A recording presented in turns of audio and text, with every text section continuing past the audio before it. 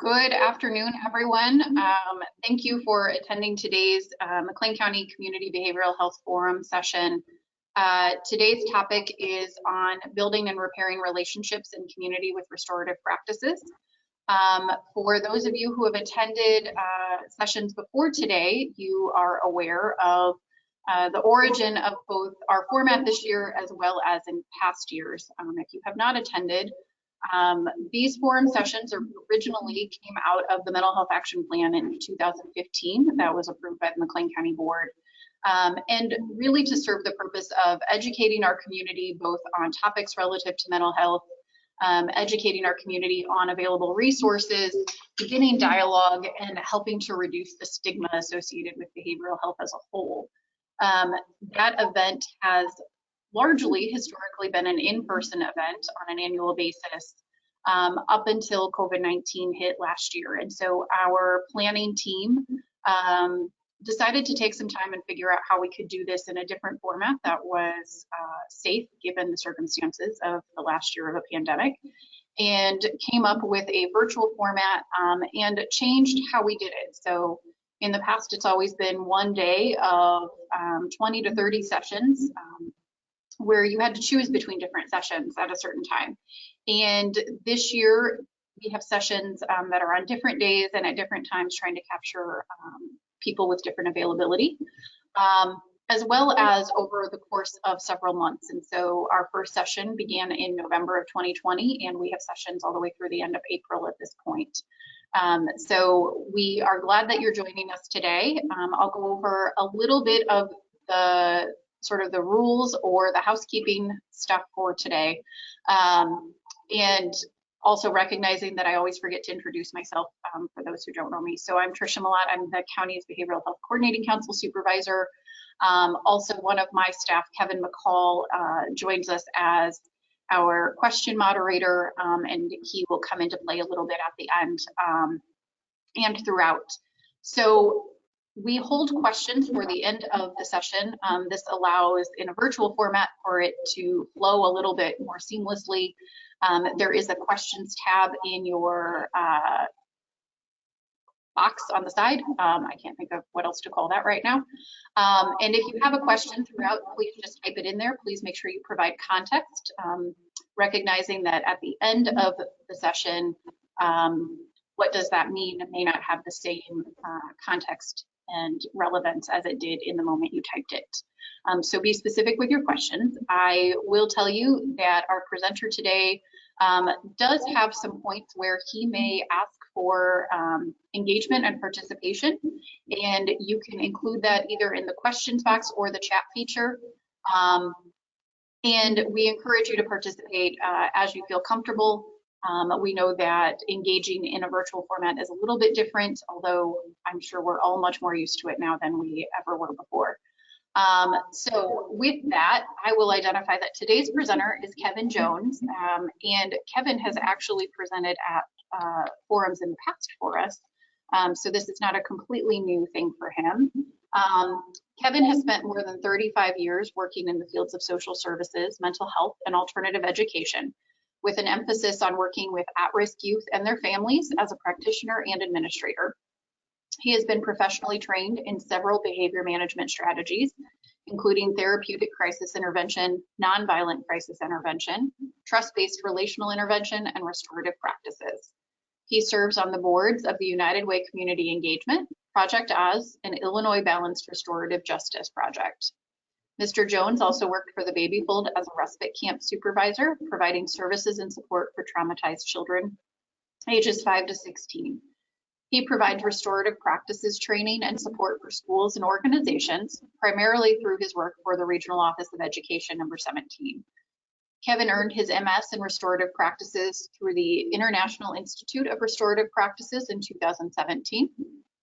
Training, coaching, and educating schools, agencies, and businesses across the country, as well as internationally, quickly became his passion. Working closely with IIRP, he now teaches restorative practices graduate courses as well. Kevin is progressive with the country's, quote, new normal of virtual and remote learning, continuing his work with restorative practices and adding resources on a continuing basis. He facilitates online listening circles and has reformatted his work for interactive Zoom sessions. So with that, I will turn everything over to Kevin and thank him for giving us his time today. Okay, hello everyone. Glad to be with you today. Wish I could see your faces, and that's something I will navigate through. So, but glad you're here. Want to just give you a quick overview of restorative practices.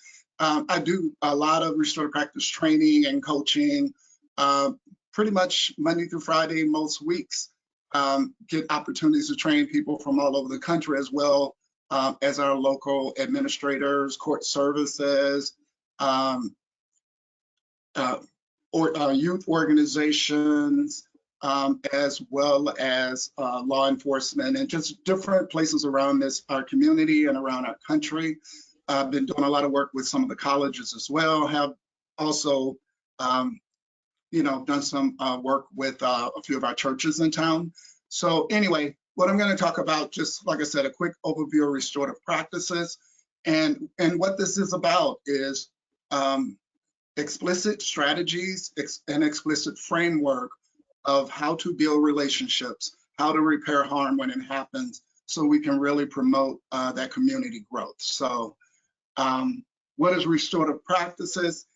It is an emerging social science. And, like that was mentioned earlier, it is currently a graduate program in Pennsylvania at the International Institute for Restorative Practices, but there is also a lot of colleges around the country that are utilizing restorative practices for their PhD programs. So what has happened is this emerging social science really focus on what people need. It really impacts human dignity and talks about our deep need to be connected to other humans.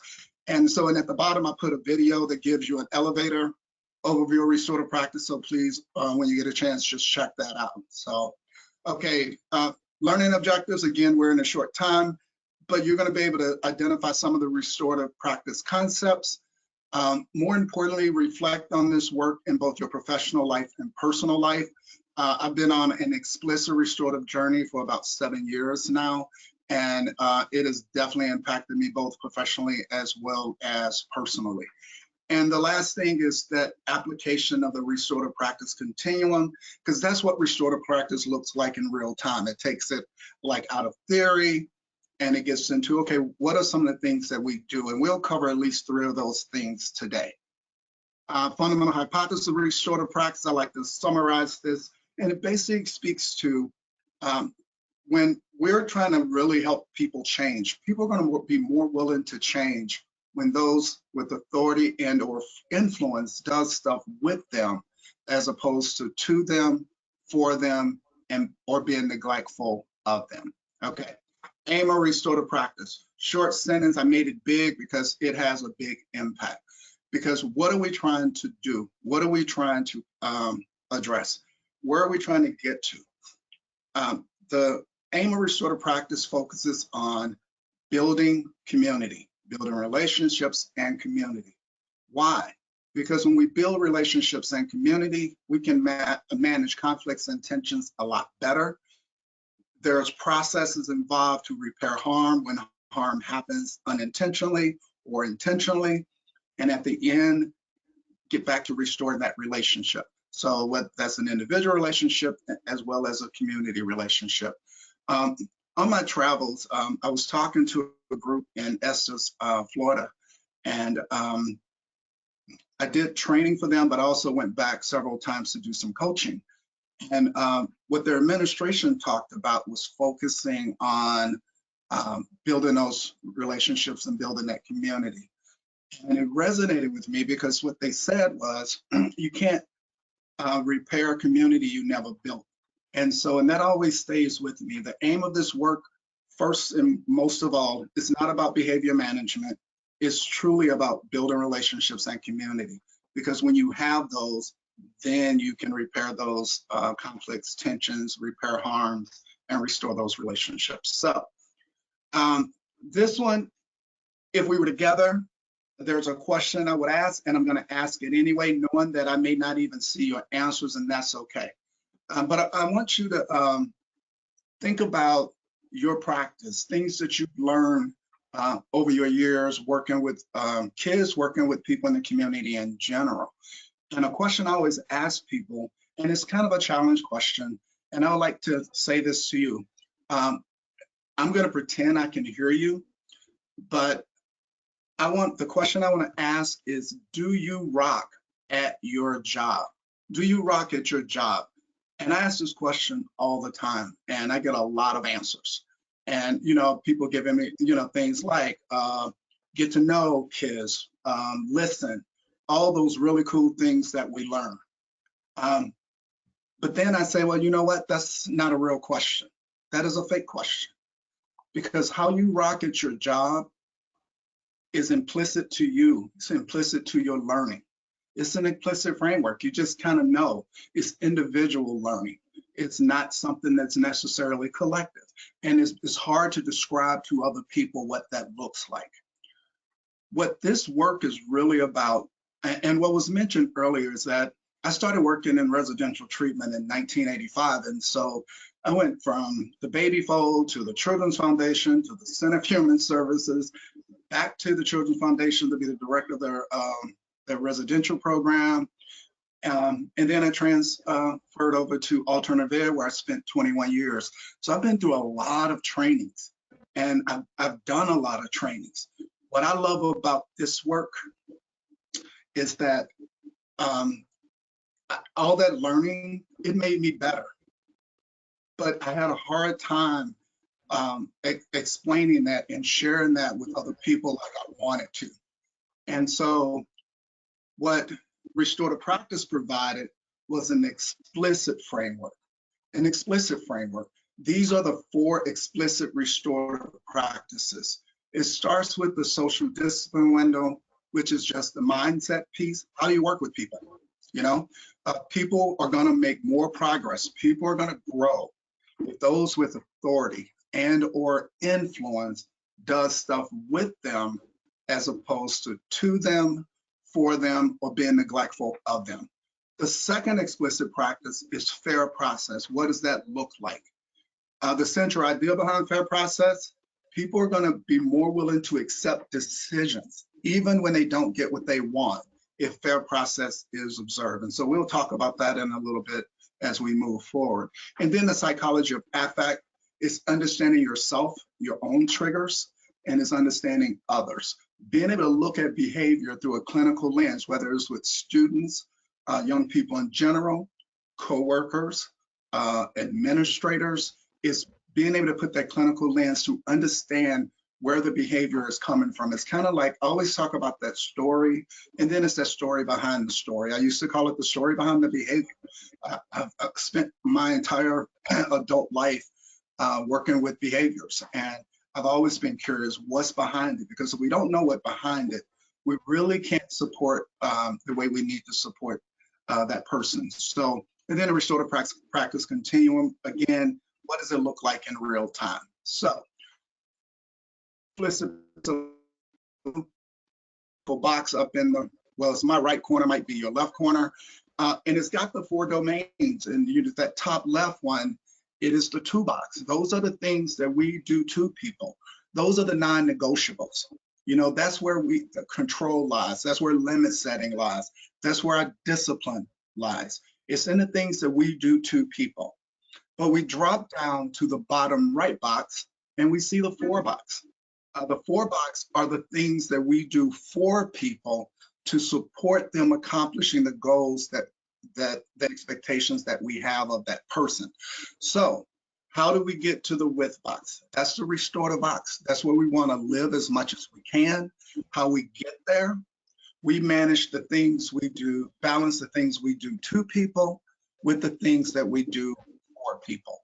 So these are my expectations. Here's the support to meet those expectations. So it's really balancing those 2 extremely well. Now, what do we know? When we talk about a population of people who've been through trauma, and we've all been through trauma this last year, and for some of us longer, you know, and we've all been impacted by it. What do we know? People who suffer from trauma, people who've had adverse experiences, they need more support. So sometimes we need to do a lot more for them. So to try to balance between the 2 and the 4, we have to make sure we know the story behind the story, so we can balance that out. Otherwise, we're going to be doing too much too. We're going to be expecting things of people that they're not capable of doing, or we're going to be doing things for people that they really don't need us to do. And then we get to that not box. And that not box, basically, if we have authority and or influence, we're doing nothing. You know, it's kind of figure it out for yourself. There's no expectations. There's no support. You just figure it out. Some people can succeed in that setting. Most of us can't. Most of us need both accountability as well as support. Now, with this box, like I said, ideally you want to live in this with box. That's where you want to be, because that's when we're going to get the ultimate growth of change, of you know, getting better at whatever issue there is. So we want to live there, but that doesn't mean we're not going to be in these other boxes. I mean, there are non-negotiables in this world. You know, there has to be accountability, there has to be limit setting, and there has to be discipline. The thing you want to do is know where you're at, why you're there, with the goal of always trying to function as much as you can within that restorative box. I want to talk about the not box a little. Again, I'm going to ask a pretend question, but feel free to throw those in the chat. How many of you use the term pick your battles? You know, that is a pretty common term. I've heard it most of my career. When I was a young childcare worker, I would have veterans say, pick your battle, young man, or, you know, things of that nature. But in 1988, I did nonviolent crisis intervention training, and something that resonated with me more than anything during that piece was that intentional detachment piece. Sometimes we need to be in the not box. And a better term I would like to share with you, instead of pick your battle, I would like to share the term time and place. Time and place. And when you hear time and place versus pick your battles, most people say, because I asked the question, what's the difference between the two? Well, one of the differences is battle sounds aggressive. Battle sounds aggressive. Another thing is when we're picking battles, we're making decisions not to address things.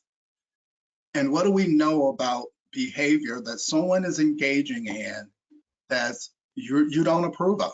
You don't approve of it, but you allow it to happen. What are we communicating? We're communicating that it's okay.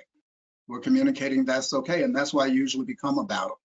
Time and place is intentionally detaching from the situation so you don't become part of the crisis. A rule of thumb is if your actions will make things worse at that moment, you're better off at that moment not doing anything at all. And so it's kind of stepping back, regrouping, checking yourself instead of engaging. But again, ideally you want to live in a restorative box, understand which box you're in and why you're there. 2 box, for example. If I'm in a crisis, I'm giving directions, I'm giving expectations, I'm telling people to line up. I am in the 2 box. Not box. If I'm going to make it worse, I'm stepping back. I'm intentionally being in the not box with the purpose.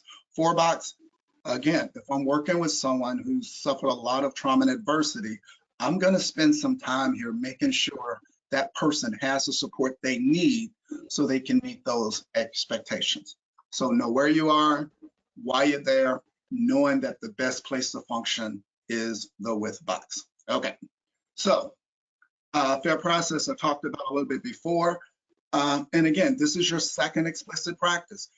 When we're trying to work with people, okay, there's a lot of decisions to be made. What this speaks to is people will accept those decisions better if you provide fair process. They're going to accept things even if they don't get what they want. They're going to accept them a lot better. 3 principles of fair process. Engagement. Engagement represents a voice. So with fair process, you're making sure you're getting a voice from every stakeholder possible. Number 2, explanation, just understanding, creating a space where you communicate why a decision needs to be made, allowing people to ask questions to gain understanding of why that decision is being made. And then the last piece is called expectation clarity. That is kind of that contract phase. We've heard from everybody. We've really taken time around that topic or that decision to get help people, provide people with the things they need to understand why the decision is being made. And then we make sure we're clear about what we all agreed to, and we walk out into our work and we engage knowing what the expectations are. Okay, so what fair process isn't, and this is something I really like to take time to emphasize these points, because sometimes when people think of, well, giving voices, that I've had someone ask me before, so you're telling me I need to give away my authority, and it's not that at all. It is not a decision by consensus. It is not trying to create harmony. It's not trying to give everybody what they want, because that's not real. It's not a simple vote. And more importantly, it's not leaders forfeiting their responsibilities to make decisions, establish policies and procedures. You want to provide that voice.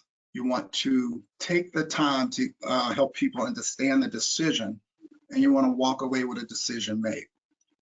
At the end, people are going to accept it a lot better. Okay, so what you get from fair process, you get trust. More people volunteering to cooperate, drives performance, goes beyond duty, and creates a culture that's sharing knowledge. Because I don't know about you, but if I don't have a voice or feel like organizations value my voice, I'm not going to share my knowledge. And you don't know what knowledge people are walking around with that can really impact the organization. And so you making sure that fair process exists is so important. And that is a boardroom, but it's also a classroom. It's also within a family structure. Okay, third explicit practice is called psychology of affect. And this is about understanding yourself and other people. The first area is affects itself.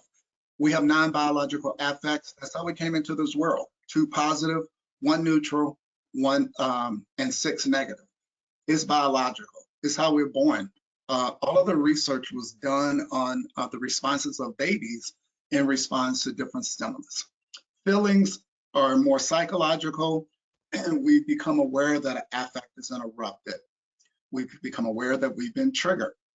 And now with that awareness, we get into our emotions. And emotions is where all of that deep understanding of this work in this area. Because these are the scripted responses we've learned over a lifetime. So this is environmental. So what things goes into this that's impact our emotion? Well, some of them we know: trauma, adversity, success, and failure. All these things that we've experienced since we've been on this earth make up our emotions and it impact our emotions. Okay, so just a visual of what the 9 affects look like. Again, at the top, you got the 2 positive affects. The middle is neutral, and that's kind of that reset button, that surprise, that startle, that interruption of affect. And then you get to the ones at the bottom, and these are all the dark affects. You know, we look at people, we look at kids who go from 0 to 100. They've been triggered. Something happened. You know, some need wasn't met. Is triggered, and now that that person is in the negative affect. And depending on your life experiences, really kind of dictate how far that goes. When the affect is interrupted and we end up in that negative place, we land on this diagram, and it's called a compass of shame. And this compass of shame has 4 points on the compass. The one up at the top, withdrawal, it could range from kind of getting small, getting quiet, kind of shutting down, all the way to running away, just running away. all impacted when we're triggered, and in that emotion section, which talks about all the things we've experienced. And so it kind of explains why sometimes people go from 0 to 60. You know, something simple happened and it's like, boom.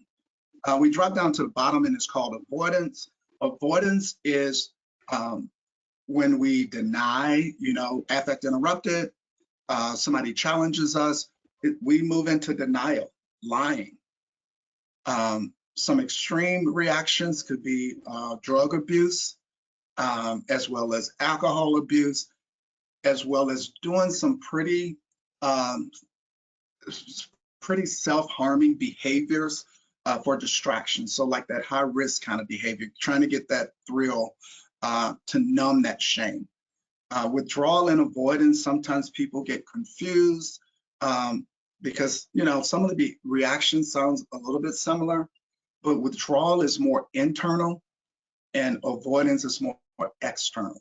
Avoidance, I mean, withdrawal just kind of happens to you when you, like I said, you're engaged and all of a sudden you're not, you kind of shut down, you wither away.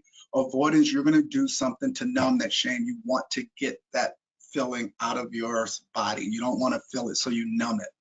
And then you move to attack self, and that can range from as simple as negative self-talk all the way to self-harm. And then you look at attack others. That's turning the tables. You know, somebody interrupted your affect, or say you made a mistake in a classroom, and your response is to point the finger at the person you harm. And that can range from turning the tables all the way to physical or verbal assault. So what's important to know about this? Again, I always ask people kind of put on their clinical eye and think about what happens to you when your affect is interrupted. Understanding that for yourself. Okay, so how do we respond when this affect is interrupted?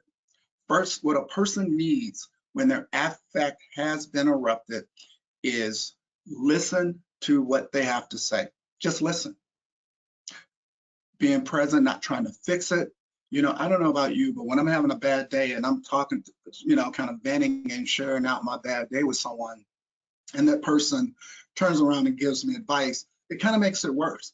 It's not advice time. We're just present. I couldn't even tell you the number of time I worked with young people over the years where what they needed from me most at that moment was just to be there. Whether it was in my office, whether it was in a group home setting, sometimes just needed me to be present. Allow opportunities to reflect on the shame feeling, acknowledging their feelings, and encouraging them to talk to someone, even if that person isn't you. Encouraging them that talking it through can help with that situation. Okay, so as we continue this understanding ourselves and other people, I want to get into some of the criminology pieces of restorative practices, and what it propels us to do is when someone has a behavior, we address the behavior. We identify the behavior as unacceptable, but we separate that behavior from the person, making sure that person understands that they still have value, So it's separating the deed from the door. You know, when I speak to churches alike, obviously they go to separate the sand from the center, kind of that same thread. Separate the deed from the door, address the behavior, but not giving up on that person that caused that behavior. What gets into diving a little bit deeper into shame. When we were talking about affect psychology, that shame is not our traditional shame. That shame is the interruption of a positive affect. When we talk about shame as far as behavior, when we talk about shame, the types of shame that really impacts people is stigmatizing versus reintegrative shame. Restorative shame is reintegrative. I'm ashamed of what I've done.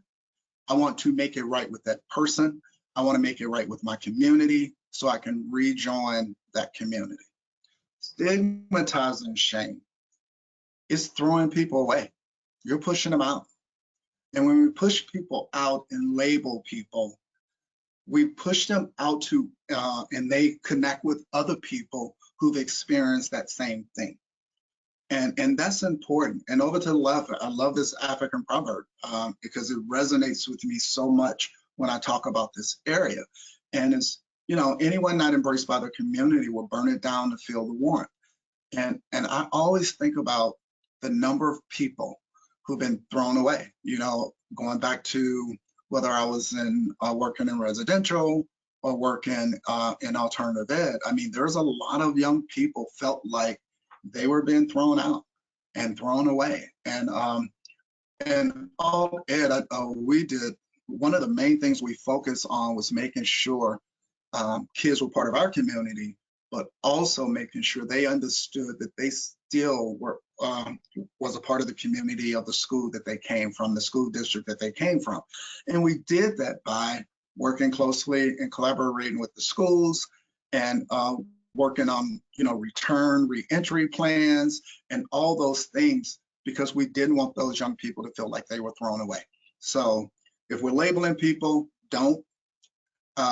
When, you know, when people are disruptive, we want to address it, but always from the standpoint of giving opportunities to make it right, looking at how that person can return and be a part of that community. Okay, so now we get to the restorative practice continuum. And this is what restorative practice looks like in real time.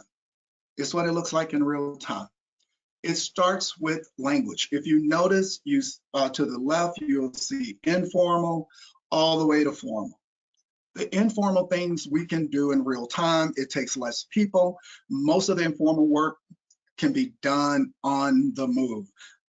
It starts with effective statements. Effective statements, we use them for 3 reasons. One is to set boundaries with people. I'm not okay with that. 2, just to give feedback. Wow, I really appreciate that. 3, teach empathy. It upset me when you did that. I am disappointed in your behavior. Why effective language is so important? The number one reason, John Braithwaite did a study years ago, and he was working juvenile justice, and did this huge survey, this huge research project, and the focus was on why people didn't commit crimes, or why when they did, they didn't have repeat offenders. Okay, the number one reason for people doing the right thing is the impact it has on other people. So embedding effective language into a community is so huge. It is 20% of the continuum, and it's just takes an individual and groups mastering the simple language. Like I said, can be done walking around the hallways. One of the things I did is I coached some schools around the country, and the amount of restorative conversations or effective language that I use in hallways was unbelievable and unbelievably impactful. So, and then we go further down the continuum, and is utilizing restorative questions, which we'll go through in detail. We can use those questions again in real time. It doesn't have to be a lot of structure to them. The questions are structured. They're designed to have the person reflect. If it was a person harmed, it has them reflect on what happened and their thoughts and feelings around that issue. It also allows them to reflect on what they need. And when a person's done harm, does the exact same thing. And then we move to the small impromptu conversation. Well, now things are a little bit more serious. We're going to sit down now and have a conversation about this issue, whether it's a classroom, it's in a workforce. I mean, these practices are not just for kids. They're how we engage with every human we come in contact with. So the small impromptu conversation, again, I'll describe a little bit more in detail, but we're going to use the same language, the effective language and restorative questions. The only difference is now we're going to sit down, okay? And then we go to circles. There are tons of circles. I've got an opportunity to be part of, facilitate a large number of circles. Circles, the 80% of your circles you want to do in a proactive manner. And what I mean by proactive, getting to know each other, getting to know those stories behind the stories, having fun, playing games. One of the best experience I actually had in doing circles, I think for about 3 years, I did a lot of work with Normal Community High School football team. And when I worked with that team, we basically did restorative leadership. I mean, that's was the name of our time together. And we would stand in the middle of the big hallway, the foyer, as you enter the school, with 45, 50 football players in a circle, throwing a football around as a talking piece, getting to know each other, allowing them to get to know each other on a deeper level. And this included players as well as coaches. And the impact was powerful. Just getting connected is what it's all about. And then you can also do academic work in a circle.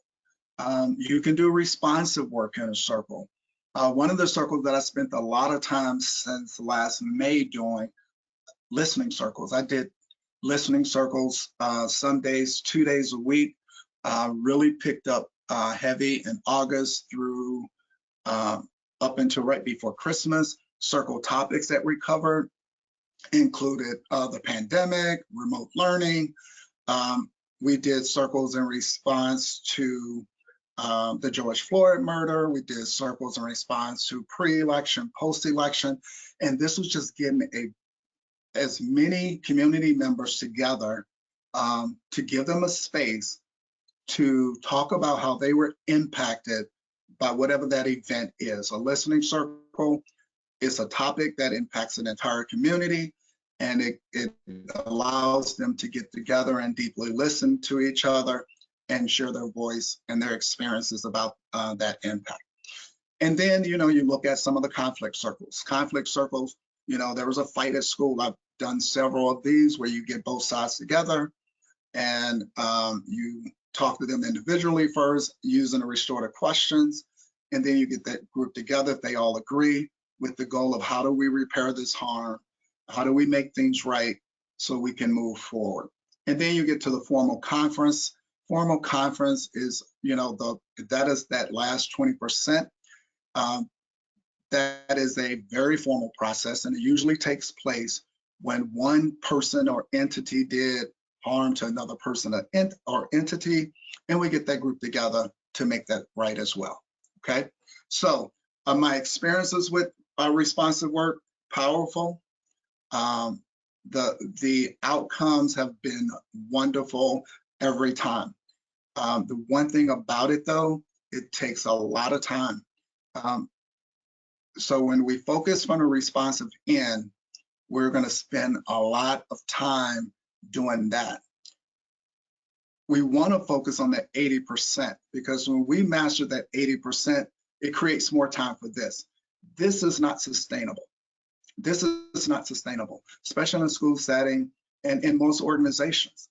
I've done a lot of work with our juvenile court system, utilizing formal conferences that they actually adopted within their structure, that any kid who has committed a nonviolent crime gets an opportunity to go through this process before they go through the regular criminal justice process. So very powerful. I call it the best thing I hate to do.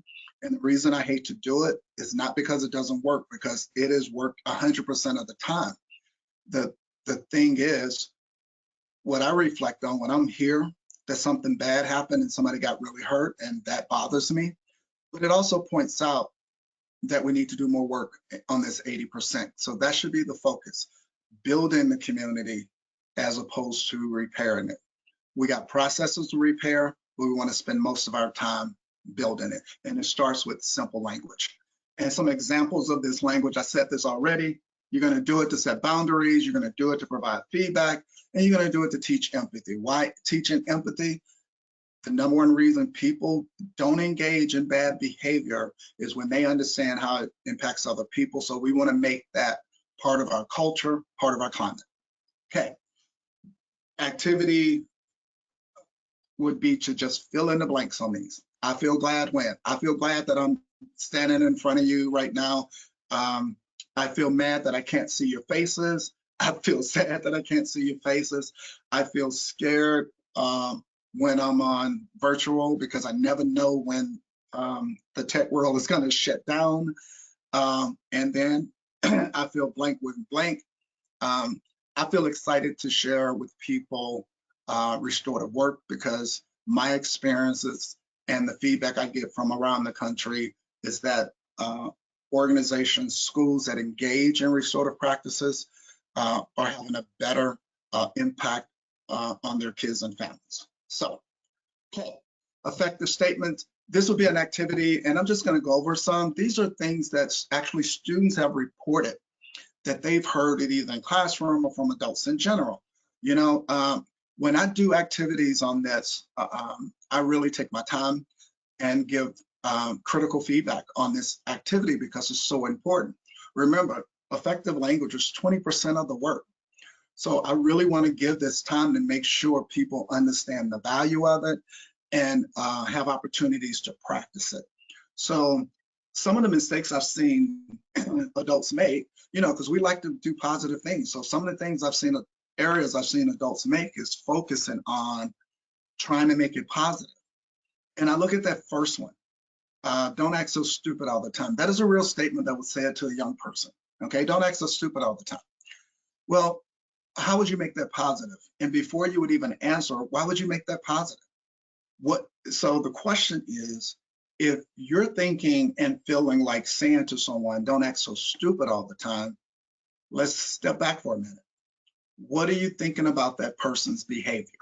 What are you thinking about that person's behavior? I know what I would be thinking. I would be frustrated.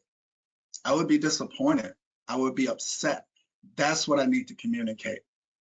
Why do I need to communicate that to that person? Again, most of us change behavior when we know how it impacts other people. So I am going to proactively utilize this language to set boundaries, to give feedback, and to teach empathy. So I feel frustrated when you're in my office for the same things over and over again. I spent a lot of time working with you. I'm disappointed. Another one that people struggle with is giving compliments using effective language. Good job on your tests. You know, the first thing people usually ask is, what's wrong with that? What's wrong with that is an observation. That is an observation. What do we know about people who have low self-esteem? You say good job on something. No, it's not. But if I say, wow, I love the way you did that. I heard you rock that test. I am proud. Well, I didn't do good on that test. Well, I think you did. I liked it. Effective language is personal to you. It is a very simple language. It's not a replacement language. You're going to use it for the 3 reasons: set boundaries, give feedback, teach empathy. But this would be an activity that would allow people to really practice turning their statements into effective statements. And it doesn't just have to be these. It could be any one. Think of the things that we say to people. Good job. I like, you know, pick your head up, get your act together. Or some of the things that you say individually. This would just be an opportunity to take some of those statements and turn them into effective language because of the impact. Now, the next thing that we talked about was the restorative questions. Now, these restorative questions are very, very powerful. And this is a tool. I don't know if you can see this, but I got some restorative cards up. I'll pass these out wherever I go. I've encouraged people to put these questions on their walls. When I was at Alternative Ed, if I had conflict between students, I would meet with those students utilizing these questions, giving them those questions. And when the conflict got resolved, we would work together to put an artifact on a wall, usually a poster designed by both students. And it served as a reminder, one, that we demonstrated working together after we resolved the conflict, but it also was something that was visible that people can see. So these effective questions are open-ended to help elicit emotion. They allow for things to be addressed in a non-threatening way. They address past, present, future, can achieve fair process, proactively used to change, proactively used to acknowledge positive behavior.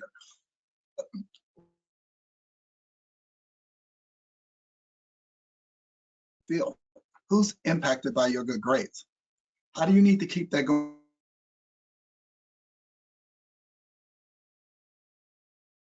These restorative cards are very flexible.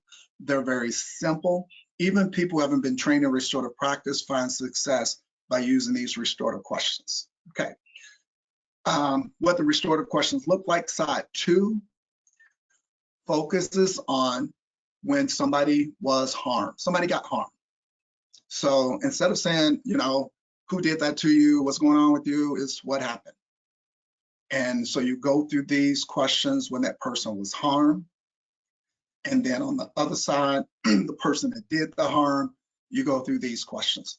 I'm always impressed by how simple this process is and the impact that it has.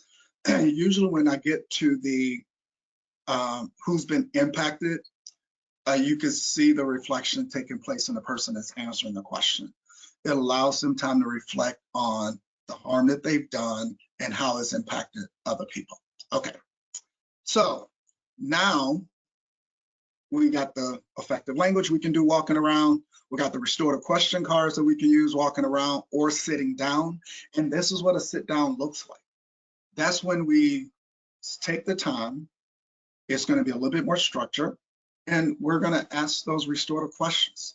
It encourages people to communicate empathetically, opportunities to build relationships, proactively use. A lot of times when people hear about restorative practices, the first thing is, I don't have time for that because it interferes with my academics. And what I'm going to tell you is it will improve your academics. The restorative conversations can be around academics. You can teach in a circle. You can teach in a circle. And you can, again, responsibly use them to resolve harm or conflict, but you want to focus on the proactive side. I live with I'm engaged to an educator, okay? And she works in Peoria School, and she was getting ready to return to in-person learning. I think it was about a month ago. And trying to figure out, like, scrambling what she's gonna do. And I said, you know what? I think this would be a great time to start, you know, this new venture off with circles. Because what do you think our students are dealing with coming back into buildings? They have a lot of stuff there.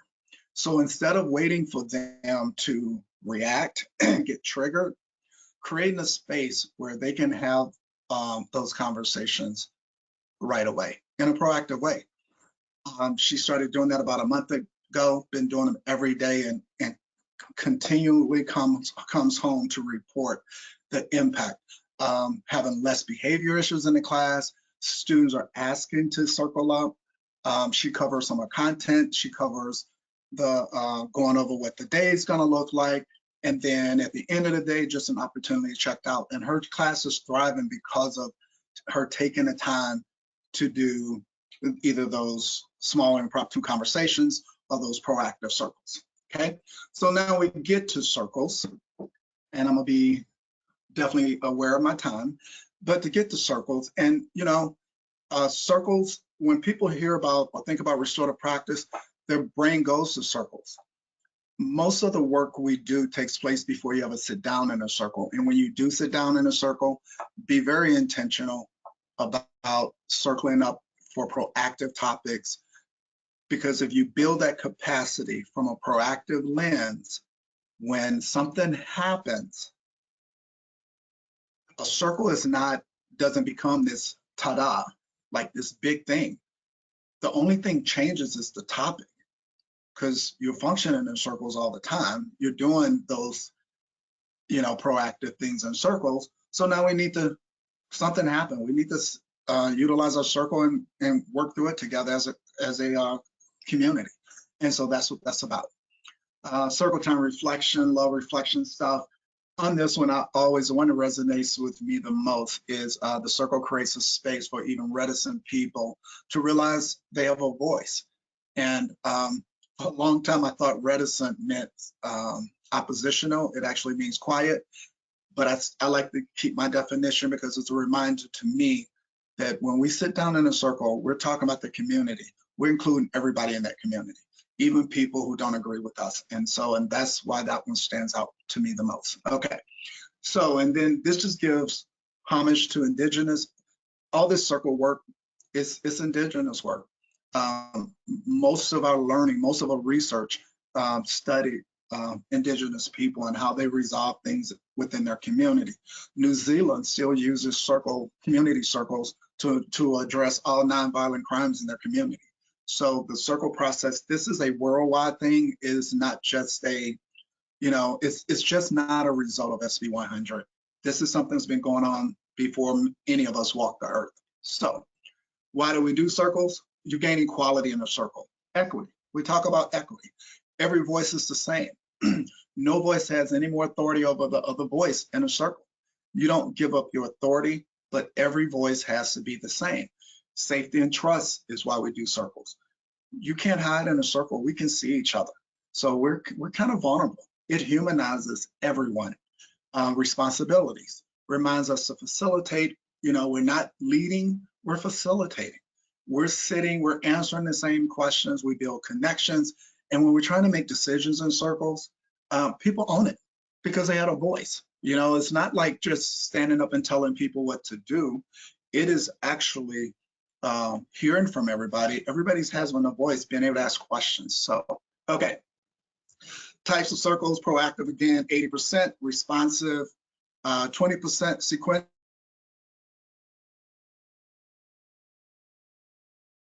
If we were in person, everybody's such a talking piece. Virtually a lot. Always have people volunteer to go, pick the person that's going to go next. That person can pass.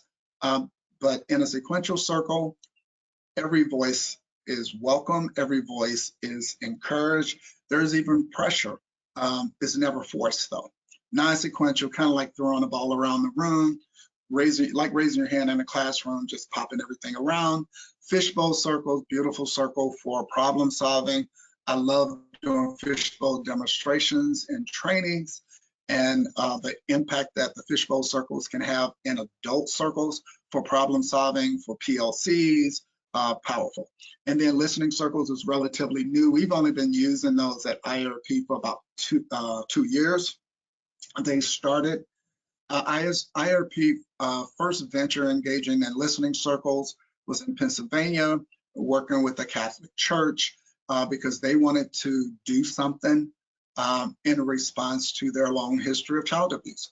So they got church members, church leaders, some people who experienced sex abuse when they were young, and in this very structured place. The listening circles are not a back and forth, so you're not talking to someone who's going to challenge what you're saying.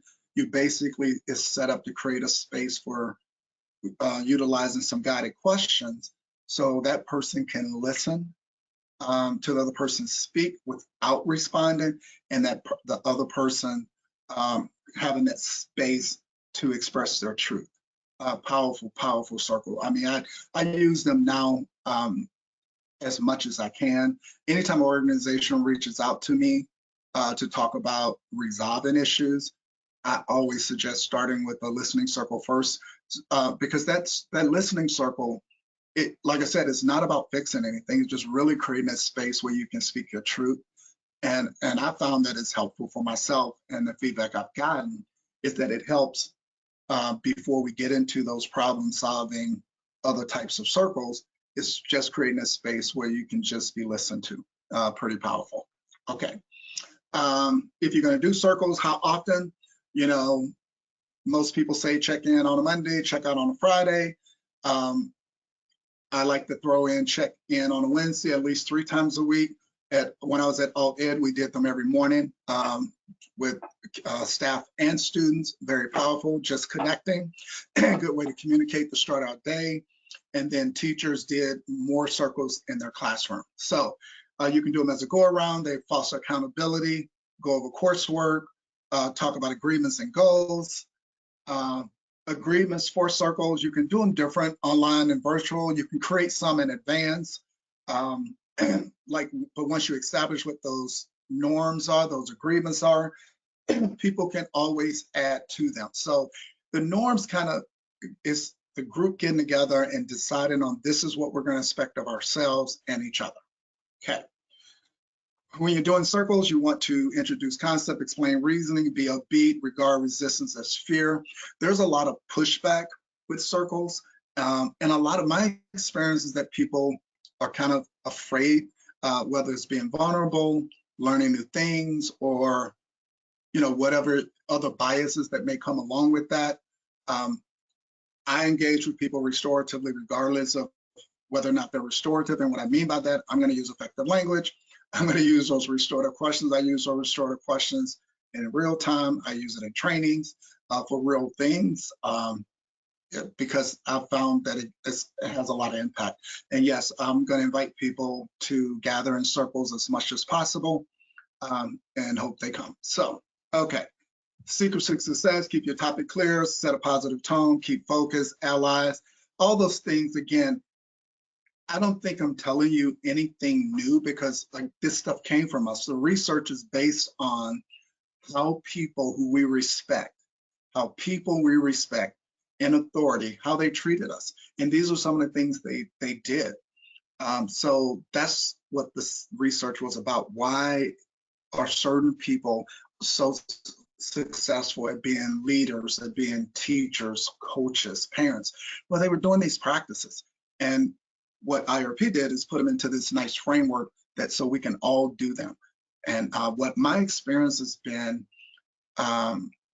it's made all of the things that I've learned, this framework has allowed me to grow and get better and take all the things that I've learned in the past and just make them better So, okay. Role of facilitator, just a lot of different things. As far as the facilitator, some of the things that will be expected of you to think about as a facilitator. I'm not going to go through all of those. I'm going to keep moving because we are just about out of time. You have this PowerPoint. What this is an example of a types of circles. So these are circles templates. There's 3 done for you. So you can use these if you want, or you can use this format to build your own. But the topic, respect, type, sequential or non-sequential, you got your goal, and then you got your restorative questions, okay? The same thing for rituals, developing rituals in your community. So if you're gonna have regular meetings, to take the time and develop what are rituals in that meeting, and this is a good exercise to do that by just having people define what they are, talk about what we get from rituals, and then after that circle discussions, create your rituals for your group. And then the fishbowl I talked about, very formal process, very powerful. In short terms, what it does, it has a structured way to have one person be the center of a fishbowl circle who has a work-related problem. And that person has 2 to 3 minutes to tell that problem, and then they're done talking. There's an inner circle, outer circle. 10 minutes, we're just giving that person feedback, and then that person gets 2 minutes to reflect on the feedback that was given and commit to what you're taking some of that feedback and putting it into action. Okay, and so just another one, create norms, kind of the same thing. If we were in person, or if I could see you, we would have did a check-in circle, and we would have created norms even with the time that we have today, because it's so important. It's the beginning of how we start getting people connected. And then there's next steps. There's just a way you can contact me if you're interested in some restorative work. We do have some plans coming up for this summer. In June, I think the 3rd week in June. It hasn't been announced yet. Working on it. Trying to put together a 5-day training called Pathways Restorative Leadership that's going to really take the overall overview of restorative practice for 2 days, and then do conferencing and listening circles, and then spend the last 2 days really looking at trauma and adversity and equity through a restorative lens. And so that's coming up in June. So stay tuned, and your information will be coming out. So. Okay, so before I comment, I just want to remind all of you who are attending today that if you have questions or comments for Kevin, to please put those in the questions box, and we'll relay them. I'm sorry, what did you say, Kevin?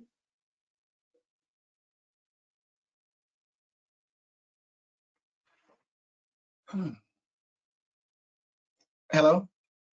Can you hear me, Kevin? Can you hear me, Kevin? Now I can. Okay, I'm good. Okay. I was worried. Okay. So I reminded our attendees, if they have questions or comments, to put them in the questions box. I will comment and also sort of follow suit for what you provided for us, and just say a very genuine and heartfelt, I feel excited and energized when we have someone who brings information to the table and the community that has so much applicability regardless of the individual's role.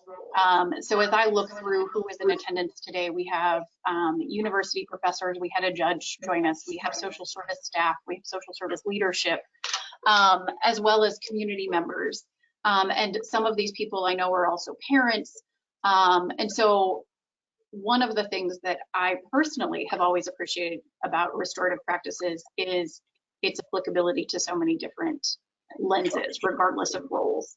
Yes. I mean, even backing up to your very first slide, and I think keeping the context and the framework of it's about connection, and that human beings have a need for connection. And when we can connect to the person, we can resolve a lot of issues. Yeah. And what most of us tend to want is to feel heard. Even if you don't agree with me, did you hear me?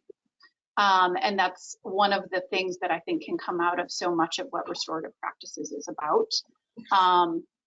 And from a very practical perspective, and knowing that we put all of these presentations out on YouTube, I love that you have slides that are now readily available as sort of a framework for people moving forward for potential circles, and that you have set that stage.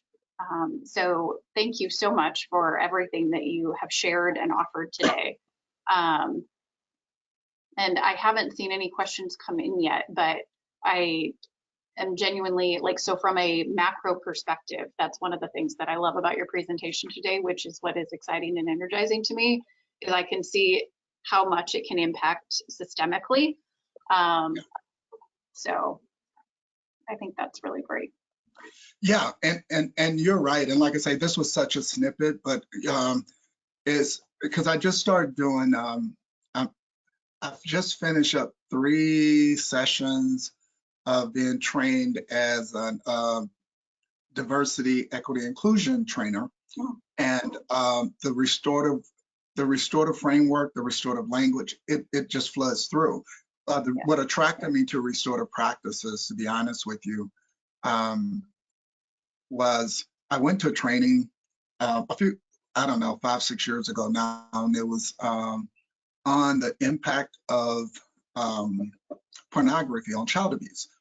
And when the presenters had my table, which it was a lot of people from my job, do an activity, answering some questions using a talking piece. And what was so powerful is that we actually listened to each other, and we answered all the questions.